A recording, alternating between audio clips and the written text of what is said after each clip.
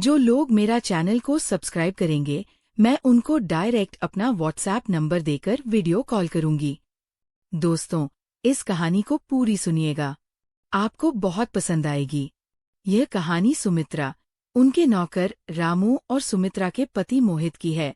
जब सुमित्रा का पति काम के सिलसिले में कुछ टाइम के लिए विदेश चला जाता है, घर में रह जाते रहते हैं सुमित्रा और उनका नौकर रामू। दोस्तों, गांव से थोड़ा हटके एक बड़ा सा मकान था। मकान का मालिक था मोहित। उम्र कोई 38 साल, व्यापार में बड़ा नाम था। उसकी बीवी सुमित्रा करीब 37 कोरा रंग, लंबी भरी हुई देह, जो साड़ी में भी साफ साफ नजर आती थी। लोग चुपके से कहते थे, अरे मोहित भाई की तो लॉटरी लग गई। सुमित्रा की हंसी ऐसी थी कि सुन के मन में कुछ कुछ हो जाता। उनके घर में एक नौकर था। उसका नाम था रामू काका। उम्र करीब 42 साल, कद 5 फुट 7 इंच, शरीर मजबूत, सांवला रंग मगर आंखें बड़ी बड़ी। साफ काम के वक्त बनियान में घूमता तो उसकी छाती पर बालों की लकीर साफ दिखती। सुमित्रा कभी कभी छत पर कपड़े सुखाने जाती तो रामू नीचे झाड़ू लगाता। दोनों की नजरें मिलती और सुमित्रा फटाक से नजरें हटा लेती। मोहित और सुमित्रा का रिश्ता सबको जलन देने वाला था। मोहित सुबह उठते ही सुमित्रा को गले लगाता, चाय खुद बनाकर लाया। वह दोनों एक दूसरे से बहुत प्यार करते थे और एक दूसरे बिना रहना तो दूर उन्होंने सोचे भी नहीं था। गांव वाले कहते, इनके घर में तो प्यार की बरसात होती रहती है। फिर एक दिन मोहित को विदेश जाना पड़ा। दुबई में बड़ा कॉन्ट्रैक्ट मिला था। मोहित ने सामान बांधते हुए कहा, सुन, बस 1 साल की बात है, मैं बहुत पैसा कमा कर आऊंगा। फिर हम घूमेंगे, नया घर बनवाएंगे और हम आराम से ऐश करेंगे। सुमित्रा ने मुस्कुराते हुए कहा, जाइए, मैं इंतजार कर लूंगी। बस रोज फोन किया कीजिए। पहले महीना तो हंसी खुशी कटा। मोहित रोज वीडियो कॉल करता। सुमित्रा नहा धोकर अच्छी साड़ी पहनकर बैठती। दूसरे महीने से सुमित्रा को नींद कम आने लगी। रात को करवटें बदलती। मोहित का फोन आता तो वो हंसकर कहती, सब ठीक है, मगर फोन लगते ही आंखें भर आती। उसका मोहित के बगैर बुरा हाल था। रामू देखता, सुबह सुबह चाय बनाता तो थोड़ी ज्यादा अदरक डाल देता। कहता, मालकिन ये पी लो, नींद अच्छी आएगी। सुमित्रा मुस्कुरा के ले लेती। तीसरे महीने मोहित ने कहा, सुमित थोड़ा और टाइम लगेगा, 2-3 महीने और। सुमित्रा ने हिम्मत से कहा, कोई बात नहीं, मैं रह लूंगी। लेकिन अंदर ही अंदर उसके अंदर तूफान उठ रहा था। अब घर सुना लगने लगा। रात को सुमित्रा छत पर चली जाती, चांद देखती रहती। रामू नीचे से आवाज लगाता, मालकिन ठंड लग जाएगी, अंदर आ जाओ। सुमित्रा उतरती तो रामू उसके लिए गर्म दूध का गिलास थाम देता। दोनों चुपचाप खड़े रहते। फिर धीरे धीरे उनकी बातें बढ़ने लगी। एक रात सुमित्रा छत पर थी। रामू पानी की टंकी भर रहा था। सुमित्रा ने पूछा, रामू तू कभी शादी क्यों नहीं की? रामू हंसा और बोला, मालकिन किसके साथ करता? मेरे जैसे काले कलूटे को कौन पूछता है? सुमित्रा ने कहा, अरे तू बुरा नहीं है, तेरी आंखें बहुत अच्छी है और तू भी अच्छा है, दिखने में एकदम हटकट्टा है तू। रामू चुप हो गया। उस रात वह देर तक छत पर ही खड़ा रहा। 5वां महीना आया तो मोहित का फोन कम होने लगा। हफ्ते में एक बार, और सुमित्रा बेचैन रहने लगी। एक दिन मोहित ने फोन पर कहा, सुम, यहाँ बहुत काम है, शायद 2 साल और लग जाए, तू संभाल लेना। सुमित्रा की आंखों में आंसू आ गए, मगर बोली, ठीक है, मैं संभाल लूंगी। फोन रखते ही वह रो पड़ी। रामू दरवाजे पर खड़ा था। उसने धीरे से कहा, मालकिन रो मत, काम भी तो जरूरी है, आप चिंता मत करो, वहां आ जाएंगे। अगर कोई काम होगा तो मैं तो हूं ना। सुमित्रा ने मुंह पोंछा और कहा, हाँ रामू तू ही तो है। उसके बाद सुमित्रा को रामू की छोटी छोटी बातें अच्छी लगने लगी। रामू जब झाड़ू लगाता तो सुमित्रा खड़ी होकर देखती। रामू जब बर्तन मांजता तो सुमित्रा पास बैठकर बातें करने लगी। एक दिन सुमित्रा रसोई में कुछ ढूंढ रही थी। ऊपर से कुछ निकालने के लिए वो उचक कर हाथ बढ़ा रही थी। रामू आया। रामू ने कहा, मालकिन मैं निकाल दूं। सुमित्रा ने पीछे हटते हुए कहा, हाँ वो जरा मिर्ची का डब्बा निकाल दो। रामू ने हाथ बढ़ाया तो उसका कंधा सुमित्रा की कमर से छू गया। सुमित्रा का बदन सिहर गया। दोनों एकदम चुप हो गए। रामू ने डब्बा निकाला और धीरे से कहा, लो मालकिन। सुमित्रा ने डब्बा लिया। उसकी उंगलियां रामू की उंगलियों से रगड़ गई। दोनों ने एक दूसरे को देखा लेकिन कुछ नहीं बोले। धीरे धीरे सुमित्रा को रामू की मौजूदगी अच्छी लगने लगी। वह सुबह उठती तो सबसे पहले रामू को आवाज देती, रामू चाय लाना। रामू मुस्कुराता और बोलता, बस 2 मिनट। मालकिन चाय पीते वक्त सुमित्रा कहती, रामू तू बहुत अच्छा चाय बनाता है। इतनी अच्छी चाय तो मैं भी नहीं बना पाती। रामू शर्माया, आप मजाक करती हो, पर उसकी आंखें चमक जाती। अब 1 साल पूरा हो गया। मोहित कभी कभी फोन करता था और अब बातें छोटी हो गई थी। सुमित्रा अब रात को अकेले नहीं सोती थी। रामू बाहर सोफे पर सोता था मगर दरवाजा खुला रहता। कभी सुमित्रा को बुरा सपना आता तो वो आवाज लगाती, रामू तुरंत आता। क्या हुआ मालकिन?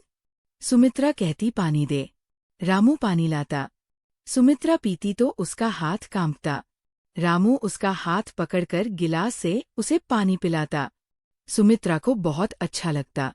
एक तरफ वह बिल्कुल अकेली पड़ चुकी थी और दूसरी तरफ उसका नौकर उसके अकेलेपन को दूर कर रहा था।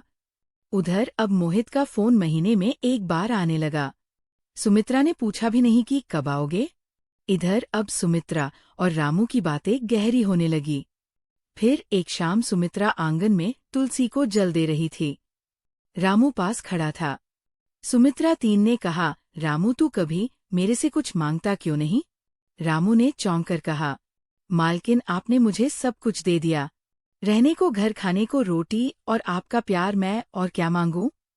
सुमित्रा की आंखें भर आई। उसने धीरे से कहा, रामू मैं बहुत अकेली हूँ। रामू ने सिर झुकाकर कहा, मालकिन मैं तो आपके साथ हूँ हर सांस में। उस रात सुमित्रा देर तक छत पर रही। को रामू के बारे में सोचती रही और रामू नीचे खड़ा रहा। फिर सुमित्रा ने नीचे देख के आवाज दी, कहा, रामू ऊपर आ जा। रामू डरते डरते ऊपर आया और दोनों चुपचाप खड़े रहे। फिर सुमित्रा ने धीरे से कहा, रामू मुझे डर लगता है कि कहीं तू भी चला ना जाए। रामू ने पहली बार हिम्मत करके सुमित्रा का हाथ थामा और कहा, मालकिन जब तक मेरी सांसें हैं मैं आपके पास रहूंगा। सुमित्रा ने उसका हाथ नहीं छुड़ाया। दोनों देर तक ऐसे ही खड़े रहे। फिर धीरे धीरे सुमित्रा का दिल रामू की तरफ खींचता गया। अब वो साड़ी चुनते वक्त सोचती, रामू को कौन सी पसंद आएगी। रामू भी बनियान बदलते वक्त सोचता, मालकिन देखेंगी तो अच्छा लगे। अब लोगों को शक होने लगा। गांव की औरतें कान्हा फूंसी करने लगी। देखा मोहित भाई गए नहीं कि ये नौकर के साथ ही। पर सुमित्रा को कोई जर्क नहीं पड़ता था। अब 2 साल पूरे हो गए थे। मोहित का अब कोई अतापता नहीं। उसने दूसरी शादी कर ली थी। ये बात किसी को नहीं पता थी। अभी एक दिन सुमित्रा ने रामू को बुलाया और कहा, रामू मुझे एक बात कहनी है। रामू डर गया। घबराते हुए बोला, बोलो मालकिन। सुमित्रा ने आंखें नीची करके कहा, मुझे तुझसे शादी करनी है। शायद सुमित्रा को पता चल गया था कि मोहित ने वहां दूसरी शादी कर ली है। रामू के पैरों तले जमीन खिसक गई। वह कुछ बोल नहीं पाया। सुमित्रा ने फिर कहा, मैंने बहुत सोचा। मोहित अब कभी नहीं आएगा और मुझे अब तेरे सिवा कोई नहीं चाहिए। रामू की आंखें भर आई। उसने सुमित्रा के पैर छुए और कहा, मालकिन मैं तो सपने में भी नहीं सोच सकता था। सुमित्रा ने उसे उठाया और कहा, अब मालकिन मत कहना, सुम कहना। रामू ने कांपते स्वर में कहा, सुम, और फिर दोनों गले लगकर रोने लगे। उस रात के बाद घर का माहौल ही बदल गया था। सुमित्रा अब सुबह उठती तो सबसे पहले रामू के कमरे की तरफ देखती। रामू भी अब बाहर सोफे पर नहीं सोता था। सुमित्रा ने कहा था, अंदर आकर सोया कर, ठंड ला लगती है। रामू शर्माता फिर भी आ जाता। दोनों अलग अलग बिस्तर पर सोते पर बीच में सिर्फ एक छोटा सा गैप होता। रात को कभी सुमित्रा की चादर खिसक जाती तो रामू धीरे से ओढ़ा देता। कभी रामू को खांसी आती तो सुमित्रा उठकर पानी लाती। गांव में बातें तेज हो गई। चाची लोग आंगन में बैठकर कहती, हाय राम मोहित भाई की बीवी अब नौकर के साथ सुमित्रा सुनती तो मुस्कुरा देती। अब उसे किसी की परवाह नहीं थी। एक दिन सुमित्रा ने रामू को बाजार ले गई। सुमित्रा ने कहा, आज तुझे कपड़े दिलवाऊंगी। मेरे होने वाले पति को फटे कुर्ते में कौन देखेगा? रामू शर्मा गया। अरे सुम, मुझे तो आदत है। सुमित्रा ने दुकानदार से कहा, तो अच्छे अच्छे कुर्ते पायजामा निकालो। मेरे लिए मतलब मेरे रामू के लिए। दुकानदार हक्का बक्का रह गया। रामू का चेहरा लाल हो गया। घर लौटे तो सुमित्रा ने रामू को नया कुर्ता पहनाया, खुद अपने हाथों से बटन लगाए। सुमित्रा ने कहा, वाह रामू, तू तो हीरो लग रहा है। रामू ने आईने में खुद को देखा और बोला, सुमित, तेरे प्यार ने मुझे बदल दिया। फिर एक दिन सुमित्रा ने पंडित जी को बुलाया। सुमित्रा ने कहा, पंडित जी, हमें शादी करवानी है। सिंपल, बस फेरे और मंत्र। पंडित जी ने मना किया, बिटिया, तेरे पति तो जिंदा है। सुमित्रा ने ठंडी सांस ली और बोली, जो मर जाए उससे ज्यादा जिंदा वो है जो मेरे साथ है। पंडित जी चुप हो गए। फिर बोले, ठीक है, मैं करवा दूंगा। शादी की तारीख तय हुई। बसंत पंचमी। सुमित्रा ने खुद लाल जोड़े सिलवाए। रामू के लिए शेरवानी। गांव वाले ताने मारते पर सुमित्रा को कोई फर्क नहीं पड़ता था। फिर शादी का दिन आया। घर में सिर्फ 10 से 15 लोग। सुमित्रा ने लाल जोड़ा पहना, मांग में सिंदूर, हाथों में मेहंदी। रामू शेरवानी में ऐसा लग रहा था मानो कोई राजकुमार हो। फेरे के वक्त सुमित्रा ने रामू का हाथ पकड़ा और धीरे से कहा, अब तू मेरी मांग में सिंदूर भरेगा और मैं तेरे नाम की हो जाऊंगी। रामू की आंखें भर आई। उसने कांपते हाथों से सुमित्रा की मांग भरी। पंडित जी ने कहा, अब तुम पतेप हो। फिर रात को सुमित्रा रामू का हाथ पकड़कर अपने कमरे में ले गई। दोनों एक ही बिस्तर पर लेटे। सुमित्रा ने रामू के सीने पर सिर रखा और बोली, रामू, आज पहली बार मुझे लग रहा है कि मैं किसी की हूँ, सच में किसी की। रामू ने उसे गले लगाया और कहा, सुम, मैं तुझे कभी अकेला नहीं छोड़ूंगा। फिर महीनों बीते। सुमित्रा अब घर में हंसती खिलखिलाती फिरती।